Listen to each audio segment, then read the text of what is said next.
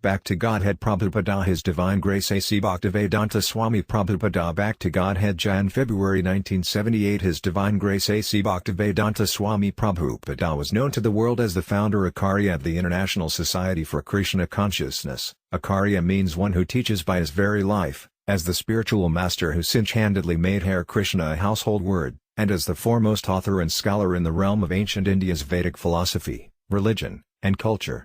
Srila Prabhupada appeared in this world in 1896, in Calcutta, India. In 1922 he met his spiritual master, Srila Bhaktisiddhanta Sarasvati Goswami, who asked him to teach the science of Krishna consciousness in the English-speaking world. To that end, in 1944 Srila Prabhupada started Back to Godhead magazine, and in the early 1960s he wrote and published 3 volumes of translation and commentary on Srimad Bhagavatam, the cream of the Vedic literatures. In 1965 Srila Prabhupada sailed to America on the steamship Jaladuta, with only $7 worth of rupees, a pair of hand cymbals, and a few copies of the Bhagavatam. He was also the author of Bhagavad Gita as it is in some 40 other large books. The scholarly community regards these publications as definitive and has made them standard textbooks and reference works. Traveling almost constantly, Srila Prabhupada guided his international society from humble beginnings on New York's 2nd Avenue to a worldwide confederation of more than 100 asramas, schools, temples, institutes, and farm communities. He passed away in Vrindavana, India, the place most sacred to Lord Krishna, on November 14, 1977. Now that Srila Prabhupada has departed, his disciples will carry on the movement he began. Back to Godhead Prabhupada Hope Against Hope Back to Godhead Volume 03 p.09, 1956 Asha, Pasai, Satai, Bada, Kama, Krodha, Prayana, Ehand, Kama Bhogartham, Ena, Urda, Sankayan. BG. 16.12. Translation The atheists, who accumulate wealth unlawfully for the matter of sense gratification, are bound up by hundreds of thousands hopes against hope by network of it. Purport in our issue of Back to Godhead Volume 3 Part 8 dated June 20, 1956, we had to discuss something about nationalism of pure consciousness. Sometime we meet gentlemen of up-to-date taste and try to make them interested in the matter of Back to Godhead. Unfortunately we meet 80% men of atheistic views and they say very frankly that they have not only no interest in such theistic subject but also they condemn the attempt to bring back people in general to the path of Back to Godhead. According to these gentlemen, economic conditions of the Indian people deteriorated on account of their too much faith in God, and the sooner they forget everything about Godhead, it is better for them. But we cannot agree with this atheistic conclusion of such up-to-date gentlemen devoid of the sense of Godhead. India was never so much dependent on the occupation of service than they are now. With the advancement of godless materialistic education, the Indian people at the present moment are more dependent on service than anything else.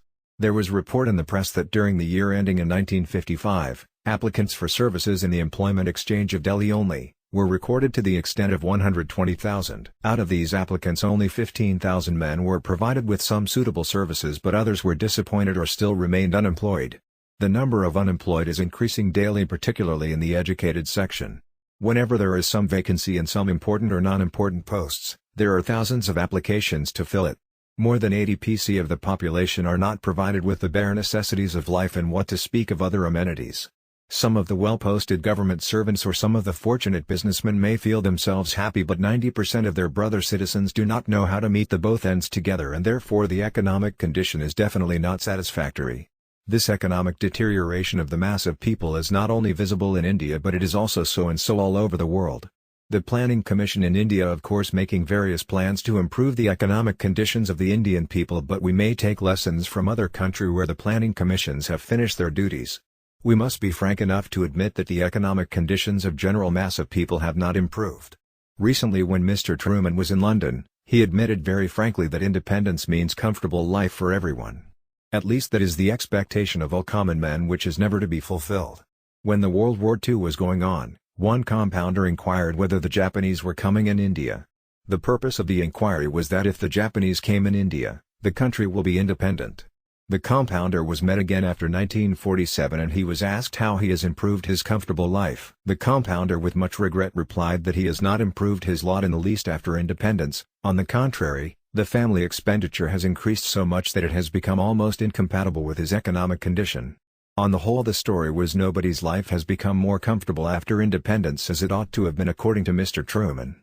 According to Mr. Truman, if a section of a nation live very comfortably in the material sense and feel thereby false happiness without caring for his brother haves not, it must be called an illusion only. That is not independence ever in the opinion of Mr. Truman, the retired President of USA. The economic condition of the people cannot be improved by such godless adventures. In our article Grow More Food, published in the issue of Vi part of Back to Godhead, we have brought to the notice of our readers that there are 5 causes to effect a particular action. And the most important cause is called the divo, or the unseen hand of the agent of Godhead.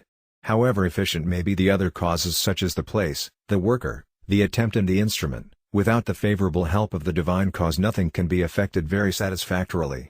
The SRC catastrophe which is still going on in the cities of Gujarat was never expected by the leaders of the country, but it has come to take place by the divine cause beyond the reach of efficient statesmen.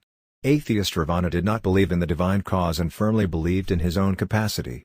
He was a declared enemy of Sri Ramchandra, the personality of Godhead, and on his own strength he thought it wise to construct a staircase for everyone's use and to approach the kingdom of heaven without the necessary qualifications. The present generation of materialistic thought is direct descendant of Ravana because all of them think in terms of Ravana's staircase leading to the kingdom of heaven. Such people completely ignore the superior strength of the Daivi cause. We may again use the example of the SRC report in this connection.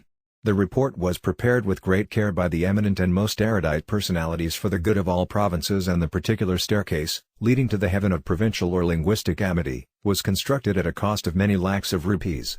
Unfortunately, the Daivi cause was unknown to the reporting gentlemen, which did not favor the cause, and as such the resultant violence is still going on at Ahmedabad and other parts of the country at the cost of many lives and considerable loss of national wealth. They are all due to godless thought without any care for the unseen hand of the Supreme. Such thinking men are surely bound up by such hundreds and thousands of thoughts, all produced by insatiable lust. And in the absence of such lust being fulfilled satisfactorily to the parties concerned, they are followed by anger, rupture, insanity, violence, loss of intelligence, and at last destruction of everything. The different groups of atheist thinkers have different kinds of plans in the brain, and they are exhibited in different patterns of godlessness.